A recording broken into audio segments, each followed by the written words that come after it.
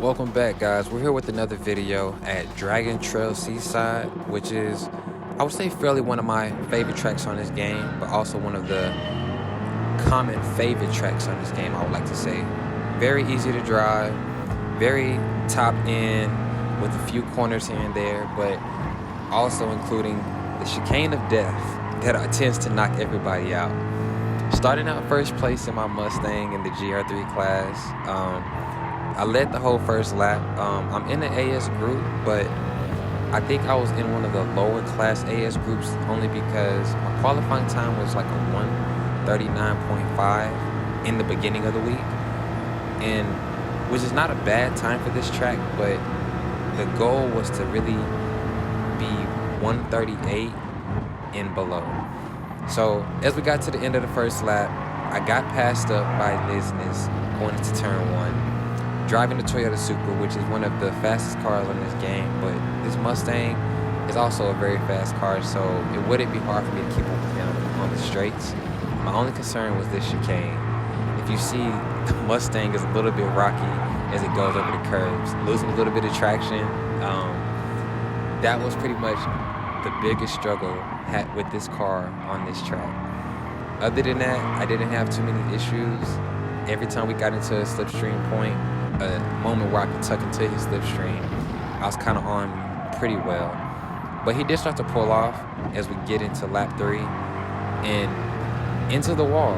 He ate that curve up and definitely lost traction, and it took him out. So this became a top 2 battle for first place between me and I believe Pat's P started out in 3rd or 2nd place. I can't remember. But definitely a battle that was about to happen. As we go into the turn 1 at the end of the start of the last lap, it was not too much left for me to show you because I led the whole lap perfectly well, gained about a second on him. So that was one of my first wins for the week.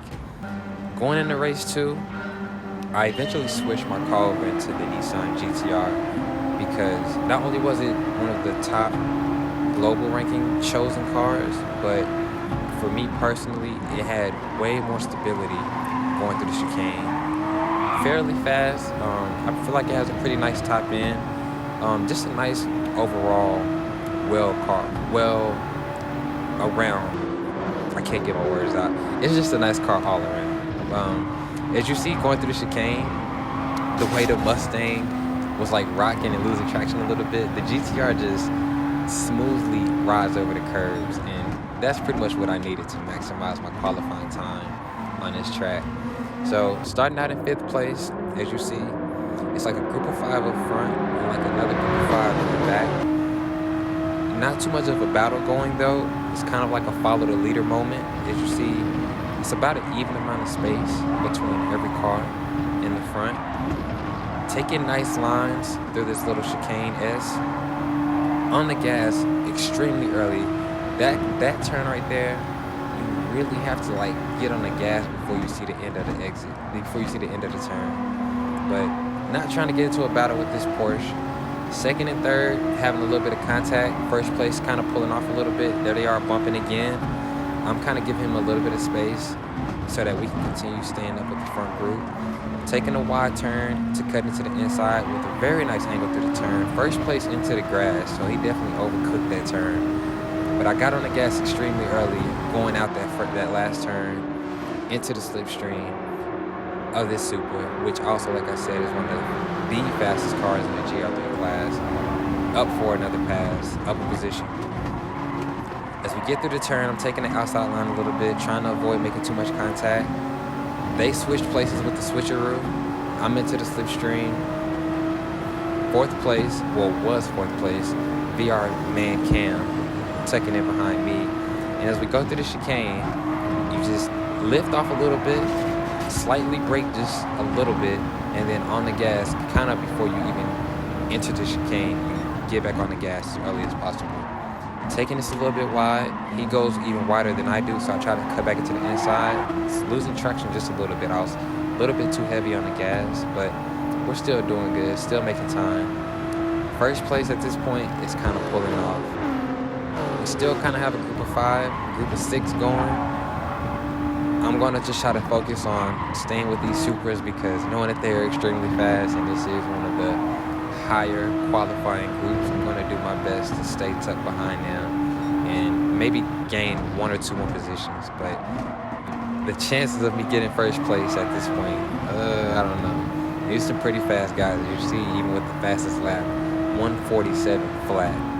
And I believe my qualifying time was like 148.3.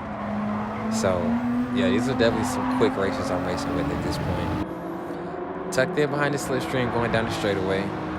Definitely got a gap going between me and the last 2 guys behind me. So, I feel like it's like a top 4 battle going on at this moment. The sunlight, man, it was extremely bright at this point. On the brakes, very nice. Not too wide, not too low into the turn. On the gas, very early. Carrying some pretty nice speed through the turn, but I didn't maximize the track limits as I need to be to get the most out of my time. Still in the race for a position change, though, so we're doing fairly well.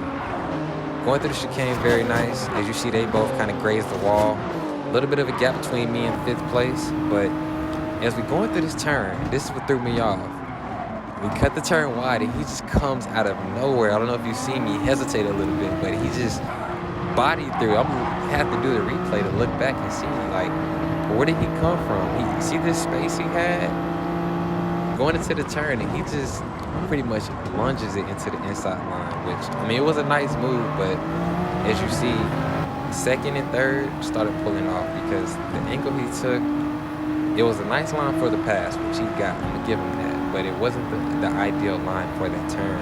So it was a speed loss for him and for myself. So, nice move though.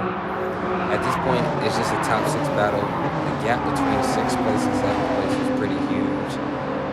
So, very great race. I definitely had fun with this race. I was still kind of in shock with the way he made that pass. So I'm not gonna lie, it kind of threw me off a little bit, but I had to try to regain my focus. At this point, the leaders pulled off. VR Cam kind of catching up because I definitely was a little bit rough after I got passed up by 5th place, which is now 4th place. As we go into the straight, trying to stay into the slipstream. I have it just a little bit, but I also have VR Cam right behind me. Going into the chicane, lap 4. Very nice line, as you see. On the gas extremely early, barely grazing the wall, but I carried so much speed through that turn that it did allow me to catch up just a little bit. As you see, BTH kind of with the same move on the same turn for another pass, pushed turbo wide, another pass for him, so he was definitely having a great race. As we go into these last couple turns, I'm trying to see if I can get a last position change and catch 4th place, but being that he's in a Supra and I'm in the GTR, I was already kind of like, I don't know. I knew that it was very important for me to get a good angle coming out of this turn. So I went wide to make a very nice inside cut.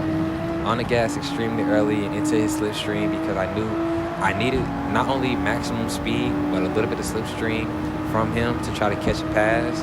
But it's just not enough. That Supra is extremely fast, and he was able to hold it down for the win. 139.7 though, not a bad lap for that race. Going into my 3rd race, this time starting out in 3rd place. I believe I did up my qualifying lap time again. I definitely did a lot of time qualifying on this track to start in the best position possible. So, starting out 3rd place, Rick PMA driving the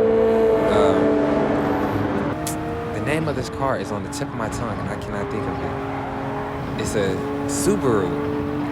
But what is it called? He's driving the Subaru. We're gonna leave it at that. Driving the Subaru, which is really one of the only people I've seen drive this car, almost on any track really. It's not one of the fairly chosen cars for any track because it's not that fast, but I think the handling on it is great. I've never drove it, but I know that the top end speed on it is not that great. So as we go through this S, which, like I said, on this turn right here, before you can even kind of see the end of the turn, you kind of have to get on the gas. That's how you maximize your speed coming out of that section.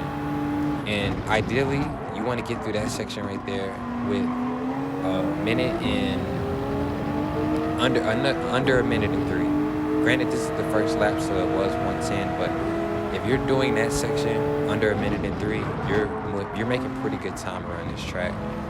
So as we're going through the last part of the straight, last turn before the straight, still in 3rd place, not too much action going on, just kind of following the leader at this point. As you see, even with the slipstream, just the top end speed for that Subaru is not the best. I passed him like he wasn't moving. It was a very easy pass, but taking the outside line, he did cut in on the inside, getting his position back, and not too much for me to worry about. I know that my top end speed is there. Also, I have 4th place right behind me, about 0.4 of a second. So it's about a 3-way battle going on right now. 1st place, slowly peeling off. Very great races. I've had so many great races on this track. I just say I love this week in particular. It's not every time there's a track that I would say that I love involved, but this track right here was very fun for me.